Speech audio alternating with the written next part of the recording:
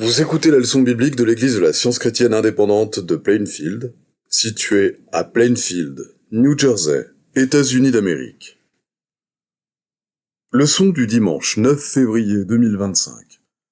Sujet: Esprit. Texte d'or, Jean. C'est l'Esprit qui vivifie. La chair ne sert de rien. Les paroles que je vous ai dites sont esprit et vie. Christ Jésus. Lecture alternée. Psaume.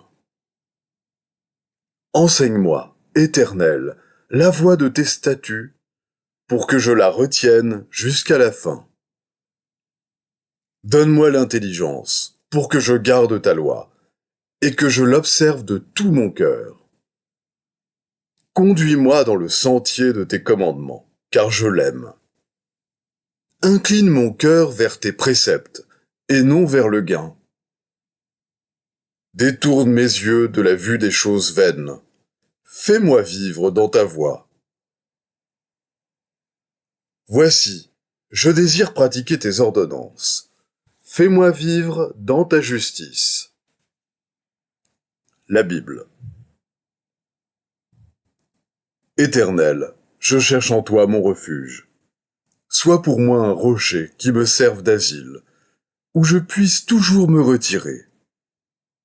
Tu as résolu de me sauver, car tu es mon rocher et ma forteresse. Tu es sans cesse l'objet de mes louanges. Je dirai tes œuvres puissantes, Seigneur éternel.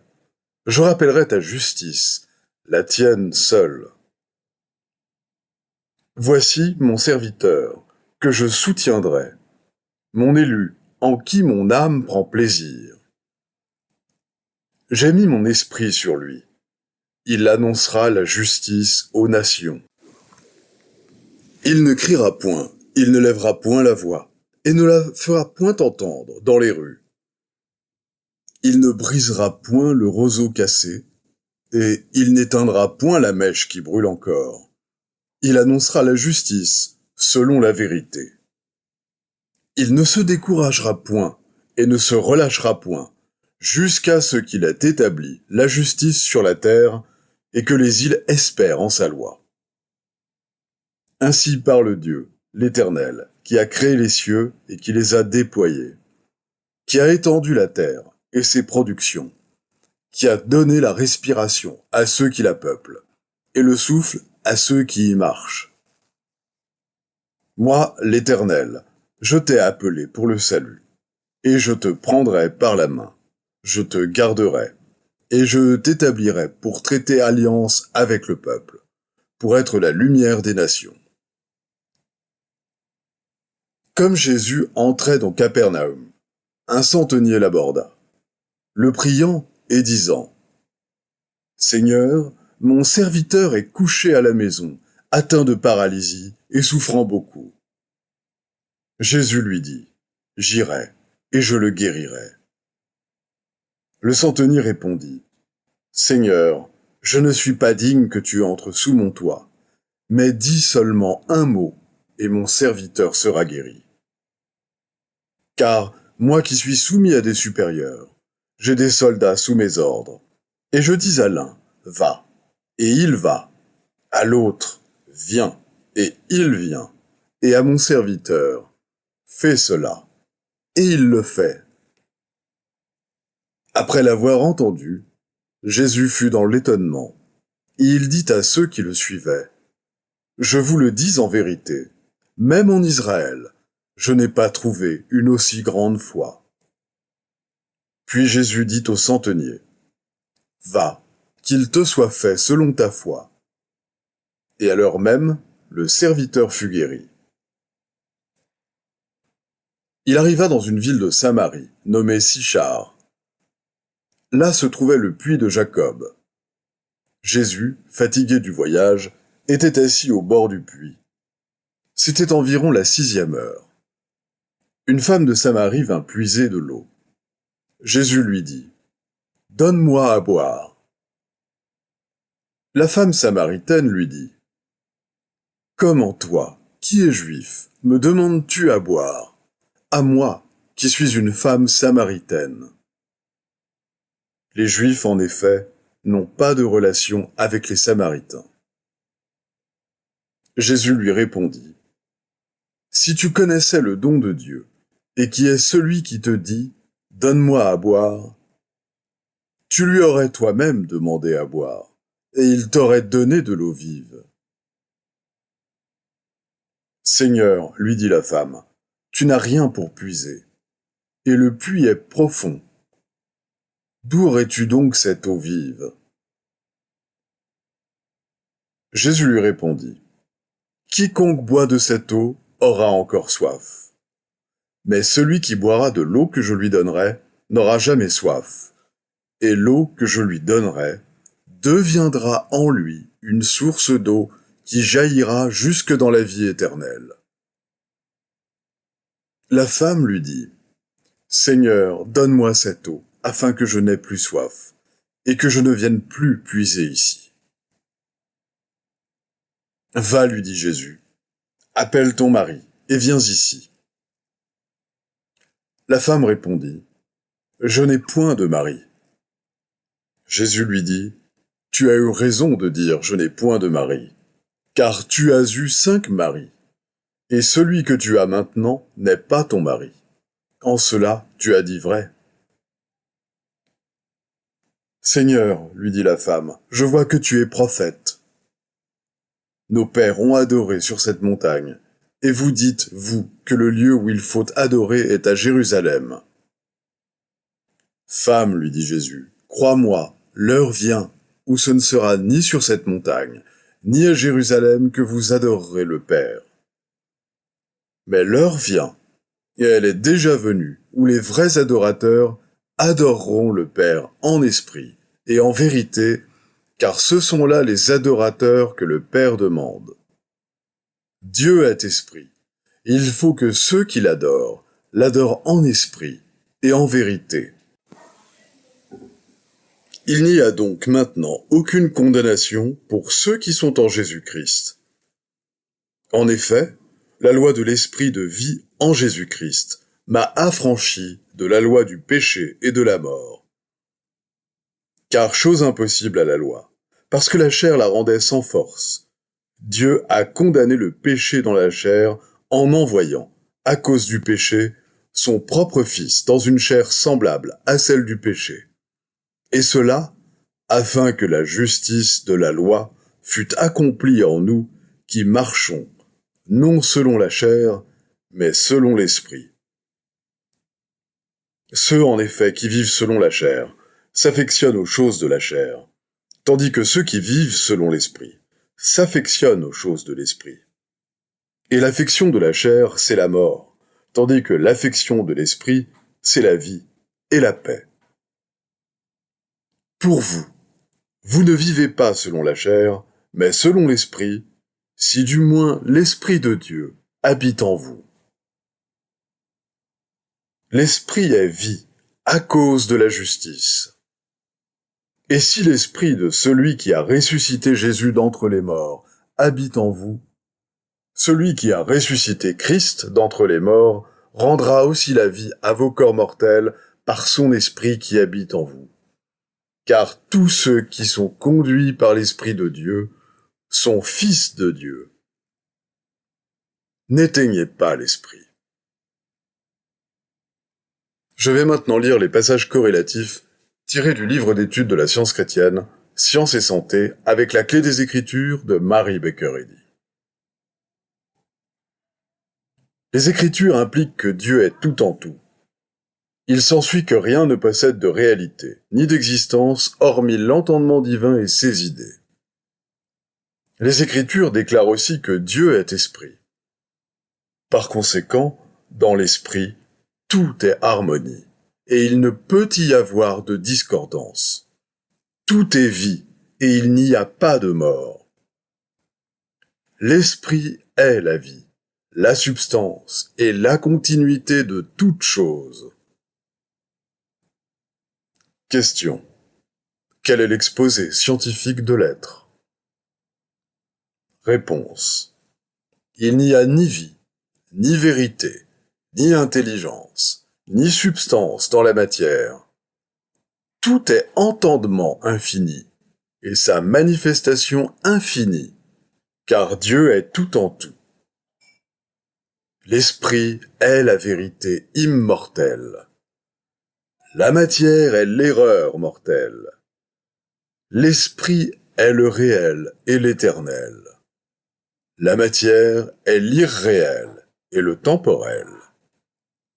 L'esprit est Dieu, et l'homme est son image et sa ressemblance. Donc, l'homme n'est pas matériel, il est spirituel. La suprématie de l'esprit était le fondement sur lequel bâtit Jésus. Son résumé sublime indique la religion de l'amour. Jésus établit en l'ère chrétienne le précédent pour tout christianisme, toute théologie et toute guérison. Du commencement à la fin, les Écritures abondent en récits du triomphe de l'esprit, l'entendement sur la matière. Moïse prouva la puissance de l'entendement en accomplissant ce que les hommes appelaient des miracles. Ainsi firent Josué, Élie et Élisée. L'ère chrétienne fut inaugurée par des signes et des merveilles. Jésus démontra l'incapacité de la corporalité, aussi bien que la capacité infinie de l'esprit, aidant ainsi le sens humain erroné à fuir ses propres convictions et à chercher le salut en science divine. La raison, bien dirigée, sert à corriger les erreurs du sens corporel. Mais le péché, la maladie et la mort sembleront réels, de même que les expériences du rêve pendant le sommeil semblent réelles, jusqu'à ce que la science de l'éternelle harmonie de l'homme en brise l'illusion par la réalité ininterrompue de l'être scientifique. Il faut mettre en lumière le grand fait spirituel que l'homme est, non pas sera, parfait et immortel. Nous devons être pour toujours conscients de l'existence, et tôt ou tard, par le Christ et la science chrétienne, nous devrons maîtriser le péché et la mort. L'évidence de l'immortalité de l'homme deviendra plus apparente à mesure que l'on renoncera aux croyances matérielles et que l'on admettra les faits immortels de l'être. La conscience construit un corps meilleur lorsque la foi en la matière a été vaincue. Corrigez la croyance matérielle par la compréhension spirituelle et l'esprit vous reconstituera. Vous ne craindrez plus à l'avenir qu'une seule chose, c'est d'offenser Dieu.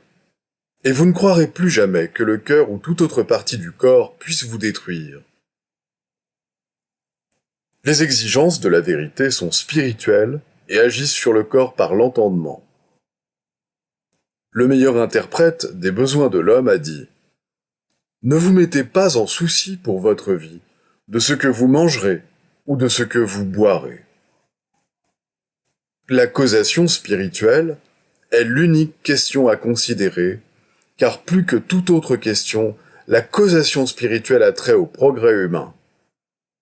Il semble que notre siècle soit prêt à aborder ce sujet, à méditer tant soit peu la suprématie de l'esprit et à toucher au moins le bord du vêtement de la vérité.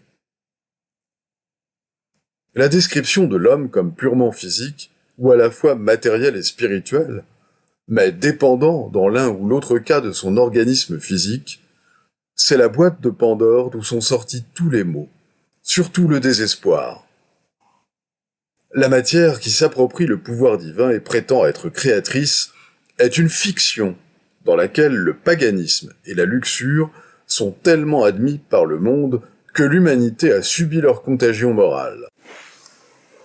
Grâce à son discernement de l'opposé spirituel de la matérialité, voir le chemin par le Christ, la vérité, l'homme rouvrira avec la clé de la science divine les portes du paradis que les croyances humaines ont fermées, et il se trouvera non déchu, mais droit, pur et libre, n'ayant pas besoin de consulter des almanachs pour y découvrir les probabilités concernant sa vie ou le temps, n'ayant pas besoin de se livrer à l'étude du cerveau pour apprendre jusqu'à quel point il est homme. L'empire de l'entendement sur l'univers, y compris l'homme, n'est plus une question à débattre, mais c'est la science démontrable.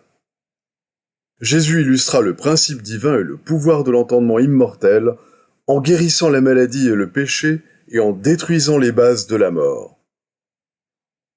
Se méprenant sur son origine et sa nature, l'homme croit être un mélange de matière et d'esprit. Il croit que l'esprit est tamisé à travers la matière, transmis par un air, sujet à être expulsé par l'opération de la matière. L'intellectuel, le moral, le spirituel, voire l'image de l'entendement infini, assujetti à l'inintelligence. Il n'y a pas plus de rapport entre la chair et l'esprit qu'entre Bélial et le Christ.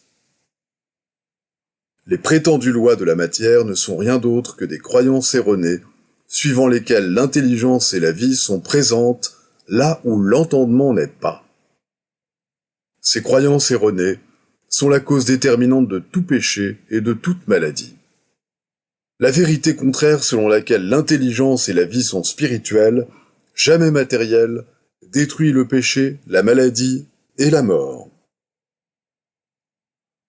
L'individualité spirituelle de l'homme ne se trompe jamais. Elle est la ressemblance du Créateur de l'homme. La matière ne peut établir de lien entre les mortels et la véritable origine et les faits réels de l'être, où tout doit aboutir. Ce n'est qu'en reconnaissant la suprématie de l'esprit, qui annule les prétentions de la matière, que les mortels peuvent dépouiller la mortalité et trouver le lien spirituel indissoluble qui établit l'homme pour toujours dans la ressemblance divine inséparable de son Créateur. Pour avoir un seul Dieu et se prévaloir de la puissance de l'esprit, il faut aimer Dieu par-dessus tout. Il n'est pas sage de vaciller et de s'arrêter à mi-chemin, ni de s'attendre à travailler également avec l'esprit et la matière, avec la vérité et l'erreur. Il n'y a qu'un seul chemin, savoir Dieu et son idée, qui mène à l'être spirituel. C'est au moyen de l'entendement divin qu'il faut arriver à gouverner le corps scientifiquement. Il est impossible d'obtenir l'empire sur le corps par aucun autre moyen. Sur ce point fondamental, un conservatisme timide est absolument inadmissible. Ce n'est qu'en s'appuyant radicalement sur la vérité que l'on peut réaliser le pouvoir scientifique qui guérit. L'entendement est maître des sens corporels et peut vaincre la maladie, le péché et la mort. Exercez cette autorité que Dieu a donnée. Prenez possession de votre corps et dominez-en la sensation et l'action. Élevez-vous dans la force de l'esprit pour résister à tout ce qui est dissemblable au bien. Dieu en a rendu l'homme capable, et rien ne saurait invalider les capacités et le pouvoir dont l'homme est divinement doué. Les devoirs quotidiens de Mary Baker Eddy. Prière quotidienne. Il sera du devoir de tout membre de cette Église de prier chaque jour. Que ton règne vienne, que le règne de la vérité, de la vie et de l'amour divin soit établi en moi, et élimine de moi tout péché. Et puisse ta parole enrichir les affections de toute l'humanité et la gouverner. Règles pour les mobiles et les actes. Ni l'animosité, ni un attachement purement personnel ne doivent déterminer les mobiles ou les actes des membres de l'Église mère. Dans la science, l'amour divin seul gouverne l'homme, et un scientiste chrétien reflète les 12 aménités de l'amour en réprouvant le péché et en manifestant un véritable esprit de fraternité, de charité et de pardon. Les membres de cette Église doivent journellement veiller et prier pour être délivrés de tout mal, pour ne pas prophétiser, juger, condamner, conseiller, influencer ou être influencés d'une manière erronée. Vigilance face au devoir. Il sera du devoir de chaque membre de cette Église de se défendre journellement contre la suggestion mentale agressive et de ne pas se laisser entraîner à oublier ou a négligé son devoir envers Dieu, envers son leader et envers l'humanité. Par ses œuvres, il sera jugé et justifié ou condamné.